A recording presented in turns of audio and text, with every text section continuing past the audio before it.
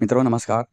समाजातील दलित, गरीब स्त्रियांना स्त्री शिक्षणाच्या मुख्य प्रवाहात आणण्यासाठी मोलाची कामगिरी बजावणाऱ्या महात्मा फुले यांनी याच समाजातील जातीव्यवस्था आणि अंधश्रद्धा यांना निपटून काढण्यासाठी सत्यशोधक समाजाची स्थापना केली. या सत्यशोधक समाजाचं पुढे काय झालं याबद्दल अनेक जणांना प्रश्न पडले.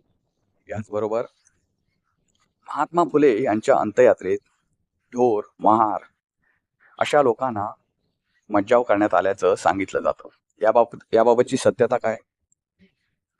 महात्मा फुले यांना स्त्री शिक्षणाचे प्रणेते, स्त्री शिक्षणाचा पाया त्यांनी जर रोवला तर त्यांच्या अगोदरच्या काळातील स्त्रिया ज्या होत्या, विशेष करून राजमाता जिजाऊ, आपल्या देशाच्या त्या काळच्या राजकारणात क्रांती लढ्यामध्ये अग्रक्रमाने पुढे असलेल्या काही महिला, तसेच अनेक संत महिला या शिकलेल्या नव्हत्या का? मग याविषयीचे सत्य काय? या सर्व गोष्टींचा आढावा, विशेष करून या 3 प्रश्नांचा आढावा आजच्या व्हिडिओमध्ये आपण घेणार आहोत.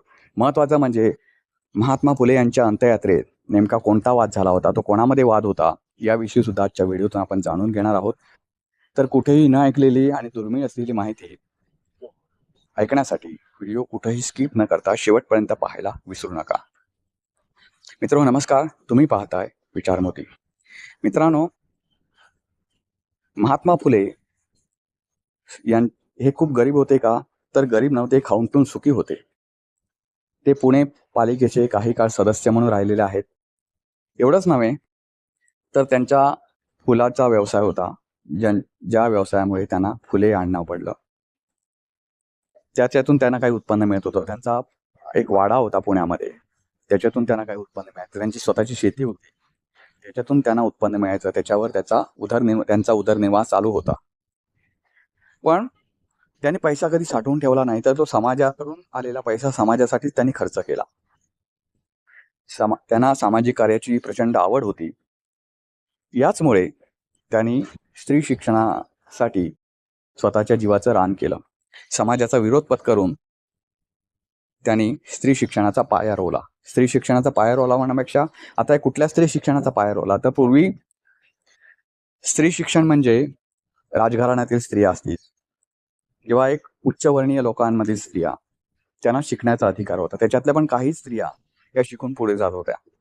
पण निम्न स्तरातील स्त्रिया असतील किंवा उच्चवर्णीयातील सुद्धा काही गरीब असतील, जे कर्मठ उच्चवर्णीय होते, तर त्या घरातील स्त्रियांना शिक्षणाचा अधिकार मिळत नव्हता. तर अशा सर्व स्त्रियांना एकत्र करून त्यांना स्त्री शिक्षणाचा अधिकार मिळवून दिला. एवढंच नव्हे तर त्यांची शिकवणी घेतली, समाजाचा विरोध पत्करून त्यांना शिकायला लावलं. शिक्षणाच्या प्रवाहामध्ये आणला. शिक्षणाच्या प्रवाहामध्ये त्यांना आणलं. याच्यात मोलाची कामगिरी ही महात्मा फुले यांची आहे असं म्हणावं लागेल. मित्रहो, अनेक वेळा असं म्हटलं जातं की स्त्री शिक्षणाचे प्रणेते, स्त्री शिक्षणाचे त्यातलं अर्ध सत्यच असं आहे की महात्मा फुले यांच्या अगोदर सुद्धा काही स्त्रिया शिकलेल्या होत्या. फक्त त्या राजघराण्यातील होत्या, उच्चवर्णीयातील काही स्त्रिया होत्या. सर्व स्त्रियांना त्यावेळी शिकायला दिलं जात नव्हतं. उच्चवर्णीयातील सुद्धा काही कर्मठ घराणी जी होती, त्याच्यामध्ये तिथल्या स्त्रियांना सुद्धा शिक्षणाचा अधिकार नव्हता. या सर्व स्त्रियांसाठी महात्मा फुले यांनी पुण्यामध्ये शाळा सुरू केली. आता महत्वाचा विषय म्हणजे असं एक म्हटलं जातं की महात्मा फुले यांच्या अंत्ययात्रेत वाद निर्माण झाला होता का? तर हो, वाद निर्माण झाला होता. त्याच्याबद्दल जर बोलायचं झालं मित्रांनो, तर हे कसं म्हटलं जातं की महात्मा फुले यांच्या अंत्ययात्रेमध्ये महार, ढोर अशा जातींना प्रवेश नव्हता का? तर सर्व प्रकारची लोक या अंत्ययात्रेत सहभागी झालेली होती. सांगायचंच झालं तर या सर्व लोकांना महात्मा फुले यांच्याबद्दल सहानुभूती होती. उलट महार, मांग, ढोर असे जे जाती होत्या, त्या जातीतले लोक अक्षरशः महात्मा फुले यांच्या निधनाबद्दल शोक व्यक्त करताना अंत्ययात्रेत दिसून येत होती. त्यामुळे हे जे काही अफवा पसरवली जाते तर ती चुकीची आहे. आणि ती अफवा पसरवणारे कोणी उच्चवर्णीय नाहीत बरं. नाही तर लोकांना असं वाटेल की उच्चवर्णीय काहीतरी अफवा पिकवतात. तर असं नाहीये. बहुजनांकडूनच किंवा इतर समाजातल्या लोकांकडूनच या अफवा पिकवल्या जातात. तुम्ही युट्यूबवर हे पाहू शकताय कोणी अफवा पसरवल्यात त्या. तर मित्रांनो, या संपूर्ण प्रकरणातील काही मुख्य मुद्दे असे आहेत, विशेष करून महात्मा फुले यांच्या निधनाबद्दल आणि त्यांच्या काही वितुष्ट कोणाबरोबर होतं.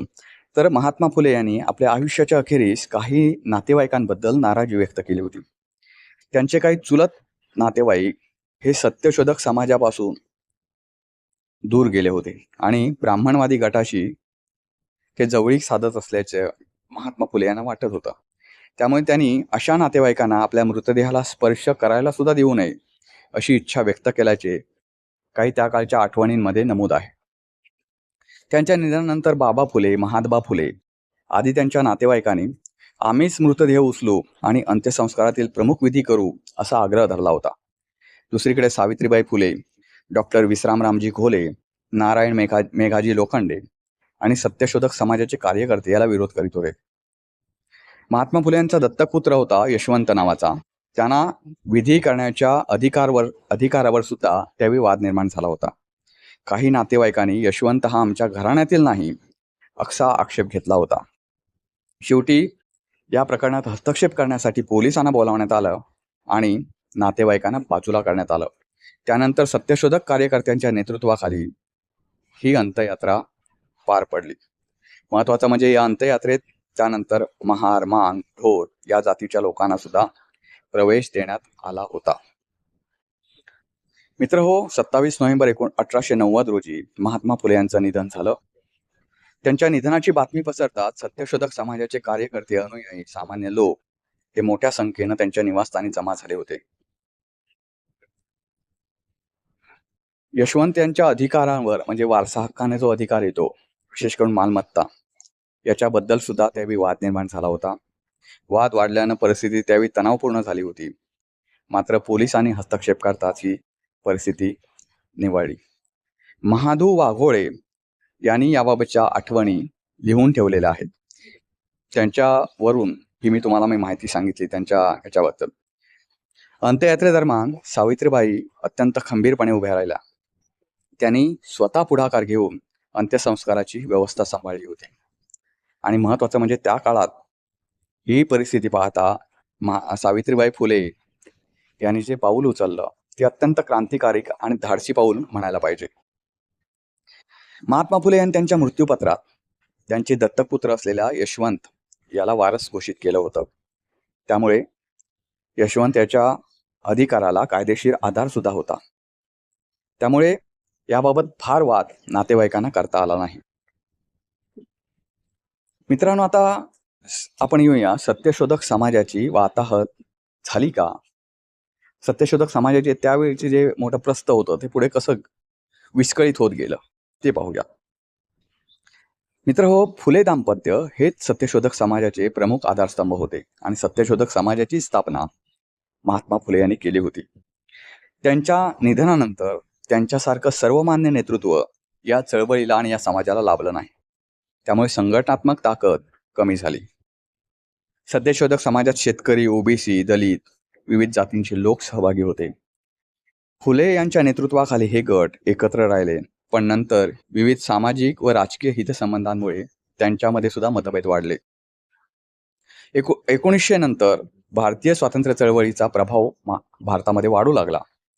नंतर अनेक सत्यशोधक कार्यकर्ते छत्रपती शाहू महाराज यांच्या सामाजिक सुधारण्याच्या चळवळीत आणि नंतर काही कार्यकर्ते इंडियन नॅशनल काँग्रेसमध्ये वळले. तुम्हाला माहिती असेल, छत्रपती शाहू महाराज यांनी सुद्धा सत्यशोधक विचारांना खूप मोठा आधार दिला. शिक्षण, आरक्षण, सामाजिक न्याय याच्यासाठी त्यांनी काम केलं.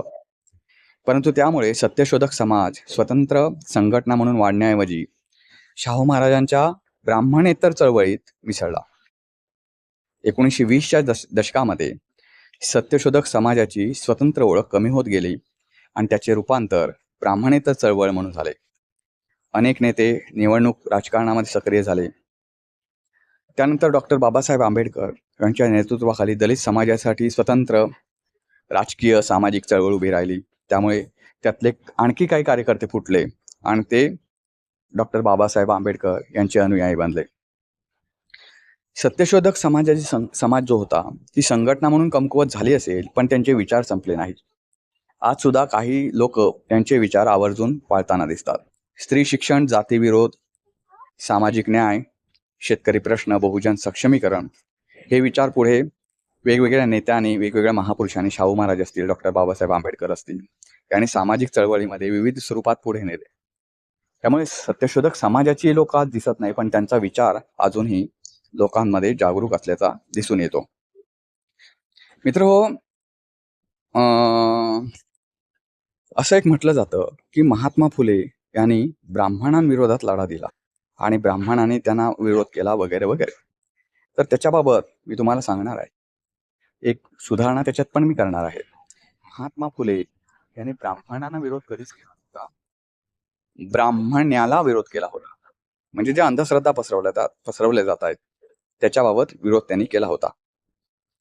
आता त्यांच्यात विरोध करण्यामागचं कारण काय, तर ह्या गोष्टीत जो बहुजन समाज आहे तो खूप गुंतत चाललेला आहे आणि त्यामुळे ज्या गोष्टी आवश्यक आहेत बहुजन समाजाला, शिक्षण आवश्यक आहे, त्याच्यापासून तो दूर चाललाय आणि नको त्या गोष्टीमध्ये अडकत चाललाय, अंधश्रद्धेमध्ये, असं त्यांचं म्हणणं होतं. त्यामुळे त्यांना ब्राह्मण्याना त्यांना विरोध होता.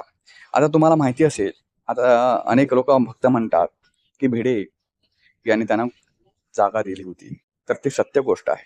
पण भिडे यांच्या पलीकडे सुद्धा महात्मा फुले यांच्या सामाजिक चळवळीमध्ये अनेक ब्राह्मण सहभागी होते. आता हे सांगायचंच झालं मित्रांनो, तर तात्यासाहेब भिडे यांनी त्यांचा एक प्रशस्त वाडा होता. तो वाडा या स्त्री शिक्षणासाठी म्हणून महात्मा फुले यांना दिला होता. एवढंच नव्हे, तर त्यावेळी फुले यांच्या शालेय जीवनातील त्यांचे जिवलग मित्र सदाशिव बल्लाळ गोवंडे हे सुद्धा ब्राह्मण कुटुंबातील होते.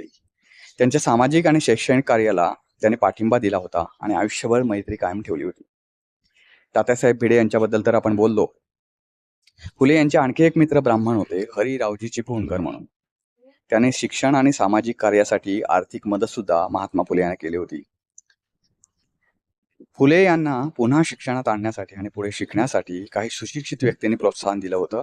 त्यांच्या शिक्षण काळात विविध ब्राह्मण मित्र आणि शिक्षकांशी महात्मा फुले यांचा संपर्क आला होता आणि महत्वाचं म्हणजे त्यांनी मैत्री ही आयुष्यभर जपली. मी तुम्हाला परत एकदा सांगतो, महात्मा फुले यांनी ब्राह्मण व्यक्तींना नव्हे तर ब्राह्मणवाद, जाती व्यवस्था आणि सामाजिक वर्चस्वाला विरोध केला होता.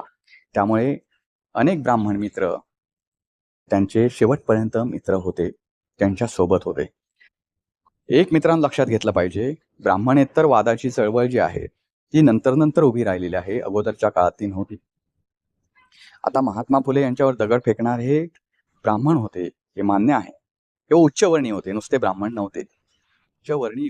कारण सगळ्याच उच्चवर्णीयांना त्यांचं वर्चस्व, त्यांच्या वर्चस्वाला धक्का लावू द्यायचा नव्हता. त्यामुळे अनेक उच्चवर्णीय होते. पण आपण जरी म्हटलं की ब्राह्मणच होते, तर ते होते. तेच लोकांनी लक्षात ठेवलं. महात्मा फुले यांच्यावर दगड उचलणारा ब्राह्मण लोक लक्षात ठेवला, पण महात्मा फुले यांना स्वतःचा वाडा उपलब्ध करून देणारा ब्राह्मण कोणीही डोक्यात ठेवला नाही. हे महत्वाचं म्हणजे दुर्दैव म्हणावं लागेल. मित्रांनो, याबद्दल तुमचं मत काय ते नक्की आवर्जून कळवा. व्हिडिओ आवडला तर लाईक करा, शेअर करा, चॅनलला सबस्क्राईब करायला विसरू नका. पुन्हा भेटू पुन्हा एका अशा नवीन व्हिडिओसह. तोपर्यंत नमस्कार.